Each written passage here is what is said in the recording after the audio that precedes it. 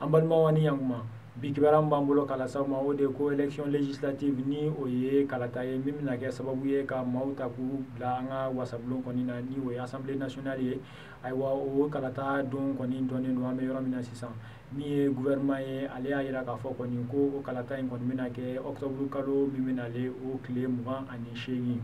ayiwa gouvernement kɔni y'a jira k'a fɔ kɔni ko ayiwa ni octobre kalo tile 6 sera ko min yɛrɛ ye campagne ye walasa minnu bɛ ayiwa place kɔni nɔfɛ ayiwa assemblée nationale la olu ka se ka yaala yɔrɔw la ka se ka fɔ mɔgɔw ye kɔni u ka kala kɔni ta olu ye ayiwa o campagne kɔni o bɛ dayɛlɛ ayiwa le 6 ni o ye octobre kalo tile 6 ye ni ka taa ban octobre kalo tile 26 a yirala k'a fɔ kɔni ko yɔrɔ yɔrɔ ni maa kelen kɔni ma se ka ayiwa jama sɔrɔ min bɛ tɛmɛ ayiwa kilancɛ kɔni kan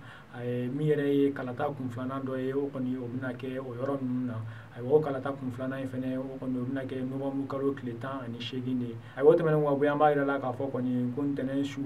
ayiwa fanga sinamatɔn maa wɛrɛ kɔni minɛna ayiwa an ka finitigi dɔw kɔni fɛ ayiwa a yirala k'a fɔ kɔni ko min yɛrɛ ye nin makɔfɔlen ye ale tɔgɔ ye de ko musa kinbiri ale kɔni minɛna ayiwa k'a sɔrɔ maa wɛrɛ tun minɛnen don mali finitigiw fɛ ni o tɔgɔ ye ko paul boro ayiwa min yɛrɛ ye fanga sinamatɔn ye o y'a jira k'a fɔ kɔni ko nin minɛni ninnu si kɔni kun t'u la ko k'a da kan fɛn o fɛn kɔni bɛ k'a jira k'a fɔ kɔni ko nin maa ninnu kɔni nɔ b'u la ko u nɔ tɛ o si la ko nin kɔni ye ka bere ta ka ɲɛsin olu ma dɔrɔn ko k'a da kan k'u y'a jira k'a fɔ kɔni ko olu ma sɔn ayiwa président kalata jaabi laban minnu bɔra k'a fɔ k'olu kɔni ma sɔn ma ko de kɔni sababu ye ko nin bere ninnu kɔni talen don ka ɲɛsin u ma ayiwa min yɛrɛ ministère min ka baara bɛnnen bɛ lakana ko kɔni ma ale ye kuma dɔ bɔ communiqué la min na ministre kɔni b'a jira k'a fɔ kɔni ko ni maa fila ninnu kɔni ko u minɛnen don nka ko an bɛ yɔrɔ min na sisan kɔni ko u minɛ yɔrɔ kɔni dɔnnen don ko k'a da kan min ye gendarmerie min bɛ Bamakɔ ni o ye Kaɲɛ ye ko kɔni bɛ olu de ka bolo kan